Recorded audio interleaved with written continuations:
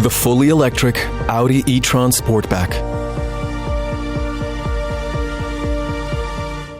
Thank you guys for joining us, the JPS team. I'll let you guys introduce yourselves, and I'll get into why we're even here. Great. So my name is Dion Nugent. I'm Director with responsibility for business development in JPS, and I have the EV, electric vehicle e-mobility program in my area of responsibility. So good to be here. And I'm Rick Case. I'm the Director of Engineering at JPS, and I have the awesome responsibility of engineering the grid of the future. And EVs is a part of that. Apologies for the lack of video, but Andre Mangue here, Marketing Manager for Corporate Communications at JPS. And I'm Jason Robinson, CEO of SolarBuzz. I'll often make different videos on topics I'm passionate about. So we work with ATL, and we are their exclusive partners to install EV chargers in people's homes when they buy a BMW, Porsche, etc. One of the things that I came across was they sent us to an apartment complex that was already existing to see, could it be possible to install EV chargers here? From that visit, I urgently called Dion in a panic to say, I didn't see how this is possible. So many apartments going up, that young professional who are living in these apartment complexes and purchasing apartments are the types that are going to want to probably buy an EV. We didn't really see a way that the strata would allow individual apartment owners to really run the electricals down to their own parking space.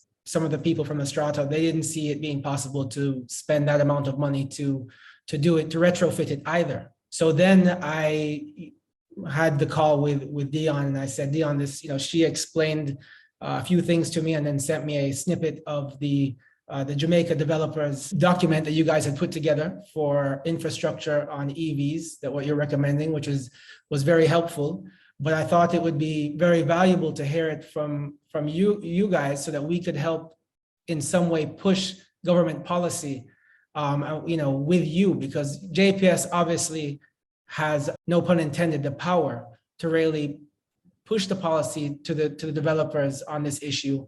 And I think us as installers of these chargers, etc., we need to understand where you guys are coming from and how we can help to get builders and building policy in place, so that when new construction goes up for apartments especially, what is that going to look like? Dion, if you wanted to start. Thanks, Jason. And what you have described is exactly what we also saw coming at us. We know that electric vehicles are going to be a part of our future. It's coming. In fact, it's already here. And we want to make sure that we position all of our potential EV users to be able to easily and conveniently access charging, whether in their private spaces, their homes, their commercial businesses, or on the road. And so we have prepared a first step view in terms of what we think the infrastructure requirements should look like for building facilities. And it's a work in progress, and we're really glad that you have reached out to us, Jason, because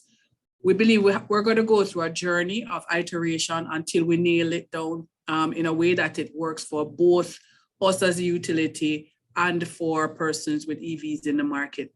So I'm going to hand over to Ricky. He was the lead, part of the lead team creating the specifications that we have so far.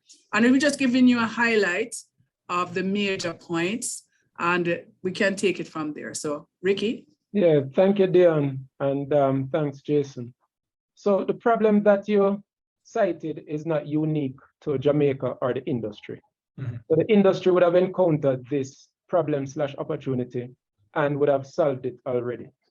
And obviously, if you can incorporate in the planning phase when a development is being done, all this infrastructure can actually be integrated into that plan, and maybe even at the lowest cost.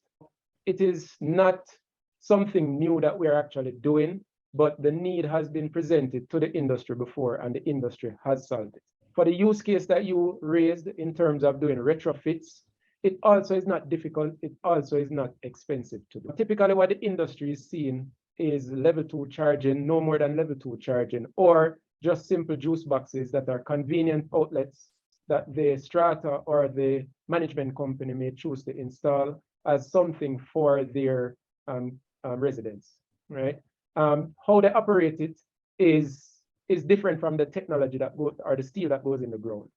So the same infrastructure being installed can have different modes of how you access it. So for example, it can be fully free, it can be paid to use, it can be incorporated into your monthly maintenance fees. So there are several ways in which the same infrastructure that's laid out can be used to serve the customers in the particular place.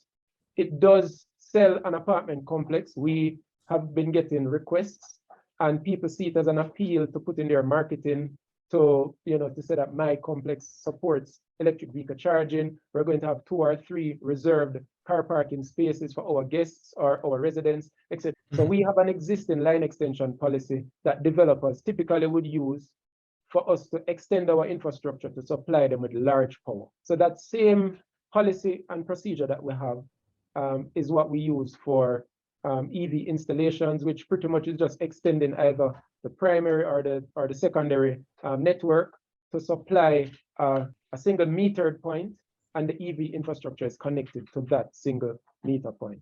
So imagine that you have right now, you have a complex that needs, so we could own the transformer and send the leads to connect your EV infrastructure. That could be underground or overhead connecting to your EV infrastructure, right? And the size and capacity of the transformer would be based on the size of the EV infrastructure that you'll be putting in, right?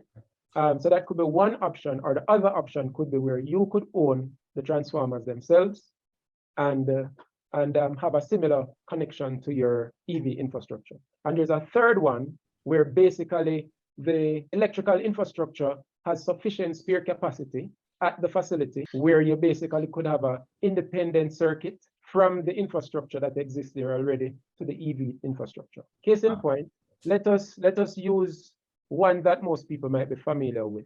Let us use the AC hotel, right?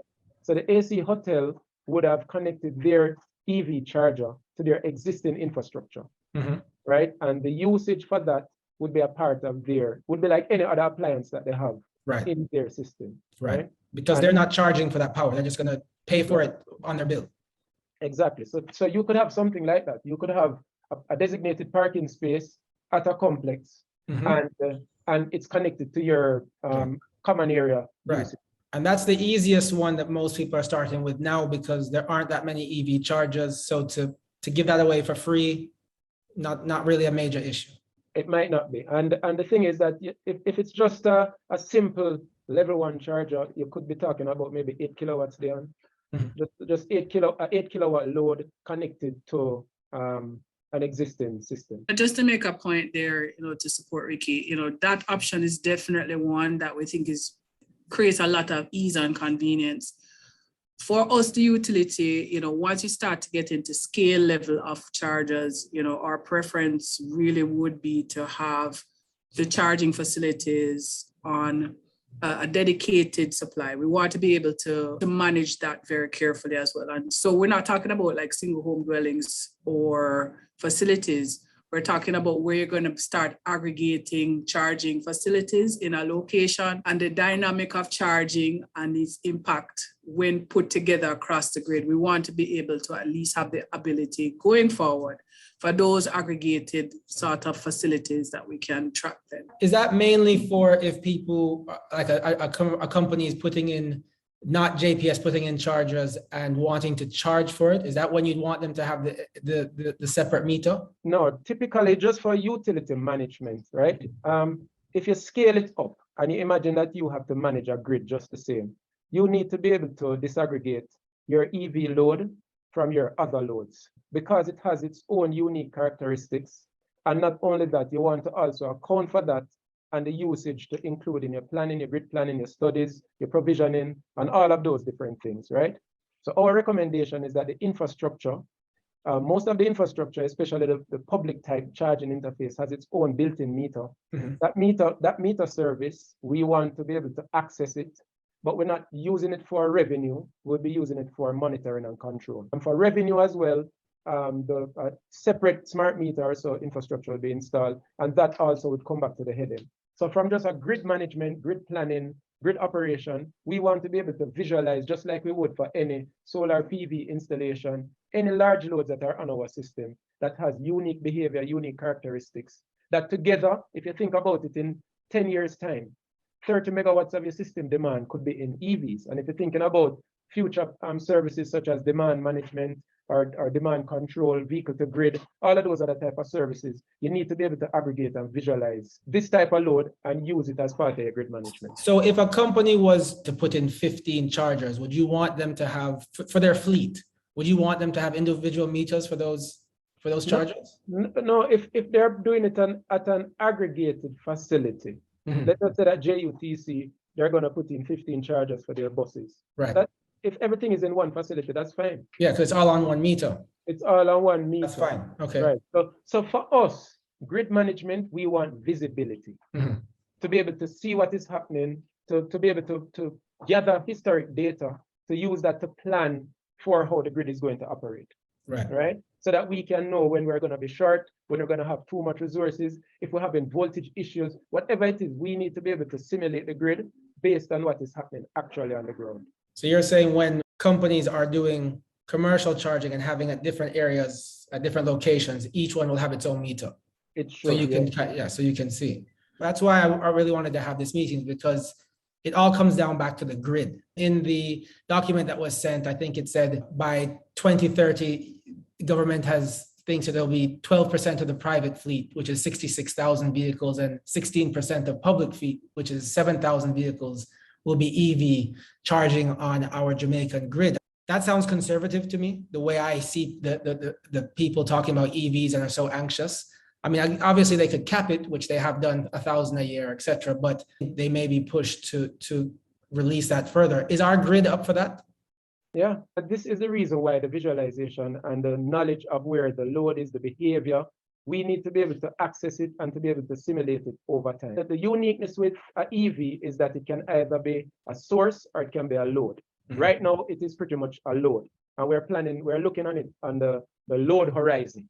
But we also have to plan for when it becomes part of the source and it becomes into the source horizon. Our grid, the biggest impact it's going to have is on our secondary network. If we are not careful, we can be blowing transformers, particularly the distribution transformers, when these loads are added and the behavior of the load becomes uniform. When the behavior is not uniform, meaning that it doesn't occur at the same time, you might be able to get away with it, but it's going to catch up with you eventually. But over time, what you might find happening just on the behavior, most people charge at home. When they're at home, they charge in the evenings. If we go back to normal and people have an 8 to 5 day, as soon as they come home, so they're going to be hitting us on our evening peak, typically, right? So we need to be able to be prepared for that. And we would scale up even much more aggressively in our planning than what the government is doing. Right. We don't foresee us running into any issues based on our capacity now, but there might be unique cases where you have coincident loads, particularly, let's say that you have a townhome complex now where before the infrastructure that was there was just for a normal load, but then 50% of the residents get EV and all of them charge in the night. That would basically present a significant problem for us, which would force us into doing upgrades before we would need to. Just to support Ricky on that, the whole behavior as grid managers, grid operators, we really want to make sure we're influencing the behavior around EV charging from very early. We try to make sure that our users are aware, they understand it, right? And that the opportunities they are there for you to probably, when the OUR, based on what the OUR has already done, to get cheaper charging off peak in those early morning hours. You know, the OUR had presented a tariff structure that says you get cheaper rates when you're charging off the peak after 10 p.m., you know, between 10 and 5 in the morning. And what that says is that you help us, right, to have a better optimized utilization of the grid.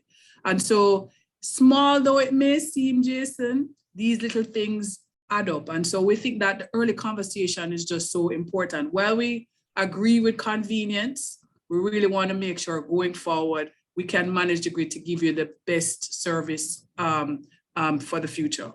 Yeah, and I think we need to know from like the Jamaica Renewable Energy Association and the Certified Energy Managers Association, what you guys need in help to push government policy, because all this comes down to, if builders aren't forced to put this stuff in place, as we've seen with renewables, still, different certain roofs being built that can't accommodate solar, and a whole host of different things that are not in policy yet for solar. If we can learn from our mistakes in the solar industry and get policy actually passed for this, which is going to be such a bigger draw on the solar helps the grid, so with some relief. This is now going to, no matter how much solar we pull up, most people are going to want to charge at night, and no one can really afford that type of battery storage, especially in apartment complexes. They can't even put up solar energy. So the time of use will definitely be very important. I don't know, do you know when that may even be put in place to where people can access lower rates to charge at night? Right. So we have been working with the OUR in terms of that. So they've clearly signaled, a time of use structure, because they are also anxious to make sure that we don't actually end up having to put in additional capacity because everybody's charging at the same time. Right. We want to spread it and ensure that we're actually optimizing the capacity of our grid. And we're working with the regulator on that. And, maybe in some future conversation, Jason, we can have them and they can share a little bit more in terms of their thinking in terms of the tariff. But they have already strongly signaled that they're looking at that time of use structure for charging going forward. And it promotes persons wanting to have an EV, that the fact that it potentially would be cheaper at particular periods of time. And I wanted to just say, challenge we see now is that it's important to have that preparation today for infrastructure to facilitate that EVs. And we want people to really start to bring that into their normal routine planning and design going forward, so that it doesn't become an afterthought and, a possible inconvenience, as you were suggesting, or seeing in your experience. We need to have developers, the designers, the architects, the builders beginning to think we need to have some sort of facility, infrastructure to facilitate these EVs in whatever facilities they're actually putting up going forward. Dion was talking about developers and things that they should do. I remember in the past, developers would be building houses and they would not put provision for air conditioning, right? And now I'm seeing where developers now are pre-wiring houses for air conditioning and delivering that as a solution to new home buyers, right?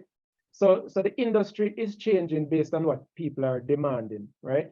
And I firmly believe that the EV demand is going to rise to the point where, just like how developers are pre-wiring for that sort of thing, they're going to pre-wire for outlets, convenient outlets the same way. What I'm scared of what will happen is that there's so many units already built and continuing to be built now with that not in place. Even if you retrofit a few, can you imagine the fight that's going to be there when time of use goes in place and everyone lining up to try and charge between 10 and 4 a.m. and there's only 2 spots or 4 spots? These cars take a few hours to charge. The ability to have every parking spot come to where if you want to add a charger, you can just wire it in. I think we have to get there. Before you guys go, how are you approaching?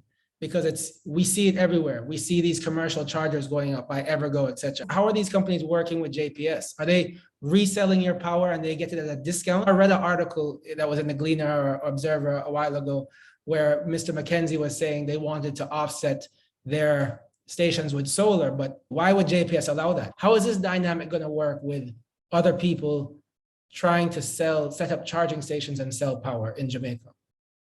Well, Jason, I respond to that all the time when I ask those questions, that we are in a development cycle right now in Jamaica. The collaboration, the stakeholder engagement is really very rich at this point in time. You have been a part of the OUR's consultation that they did around EV. And I think that what we are trying to do, and I think the government, certainly with this new EV policy, is try to bring all of those points together so that we, at the end of the day, we do have an approach, a methodology, a strategy that makes sense for all the players in the market. JPS is completely committed to EV development in Jamaica. We're committed also to new entrepreneurs and business models in the environment. But we're all trying to make sure that we can maintain our spaces in the ecosystem and that there's a win-win. So whereas I can't give you the answer straight, Jason, My recommendation to everybody in the space is that those stakeholder engagements are real and rich, and let's have them, and we will be in that space with the regulator and the government, really to ensure that they come up with the best positions for all the players in the market. Now is the time, not later. Now is the time, as we are doing now, Jason, Right. put it out there. So Yeah. Wayne has been very clear what would work for him, and we are also saying to the critical decision makers what works for us as JPS. I'd like to jump in there with one note, since we're on that topic of partnership and collaboration. We're not just looking at it from just a supply of energy to power these vehicles, but if you would have noticed in the media, we launched our eDrive initiative through collaboration with the IDB. And one of the projects on that charter is the Train the Trainer program, which I saw the video. It was very good of the trainer. Right. Yes. Right. So we're looking to train over 400 persons across the island in different areas, including vehicle hazard management and so on. So it's important that we always drive home the point that JPS is a facilitator, and we've been talking to Wayne and having different dialogue and talking to different players, even the dealers as well, in terms of partner with the dealers on incentives to get persons on board, and the benefits of operating an EV and so on. So we're looking at this as a partnership, and certainly to invite persons, as Dion said, who want to jump in the space and want to partner with JPS. Let's have those discussions. Definitely. Your charging stations that you have up now, are people being charged for power, or are you allowing people to charge for free currently?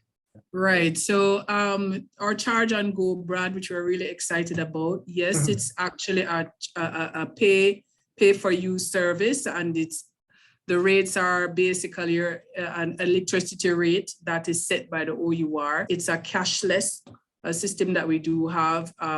You basically download our Charge Lab app and set it up with your credit card, and you can initiate and stop your charging right on that app, and you don't have any issue about cash or moving around with money while charging. So I think we have a very convenient service for persons who are using it, and as usual, we're on that learning curve as well. We're getting the feedback as well, Jason, but we're very proud of what we have so far, and we're looking to see how we can expand and improve that service. Well, I don't know if there's anything else you guys wanted to mention about what you're doing with the EV in the sector, but as I mentioned, the infrastructure part and helping government understand how important to get the policy in place is what I really want to push and take away from this meeting. I don't know if there's any next steps that you guys see where we can be helpful at my sector. Please let me know. Well, let me just say very quickly, and then I'll allow Andre. We are definitely pushing for further engagement on this point, stakeholder engagement, Jason, and we're glad to have you on board. We may take you along with us in some of the other fora that we want to have the conversation around how do we make it happen in our building and our building facilities.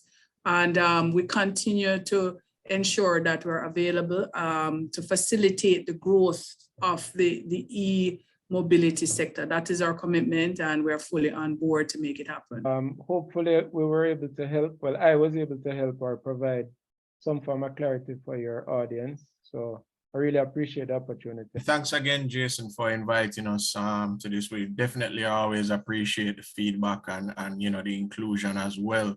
I would just like to say that, as a brand, from a brand perspective, SolarBuzz and your team is on the ground and hearing the feedback from the customers. And sometimes we have so much that we're handling that sometimes we don't get to necessarily connect with the customers in the way that you are able to connect with the customers. And so, EV gives us this opportunity to say, hey, let's include everyone in the discussion. Let's hear your pain points. Let's hear how we can make our services better. And naturally, we can take that feedback and develop certain systems, as Rick would have alluded to, and make our service more efficient and plan for those eventualities in the future. So, I think EV is a great opportunity for us to, look at the marketplace, look at all the industry players like yourselves and others, and say, okay, how can we make this work for the development of Jamaica?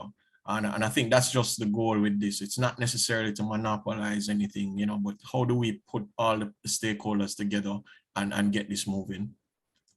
Yeah, great. I think that's very well said. And as I said, we see being out there in the field and, working with the different associations, just the need to really assist JPS in pushing the industry. You guys are going to have to really take the lead on this. And I think the more people that, everyone needs to realize that and realize that you guys have the influence that can really help change government policy for builders, et cetera. And we need to help you along the way. And, fortunately for me, I've been, working with you guys for the last 10 years and as the renewable energy industry developed. So we've had our good times and our bad times together, but, we're definitely a strategic partner. We deal with, we work with you guys every day through eSmart, et cetera. So we see this as another way to enhance that relationship and look forward to working with you guys. And, I hope you guys, enjoy this and that any questions we get, maybe we can do this a little more often because it's very important and people will learn a lot from it. And you guys, you're coming with the knowledge and you have all the power to help influence this industry grow. So thank you again for taking the time.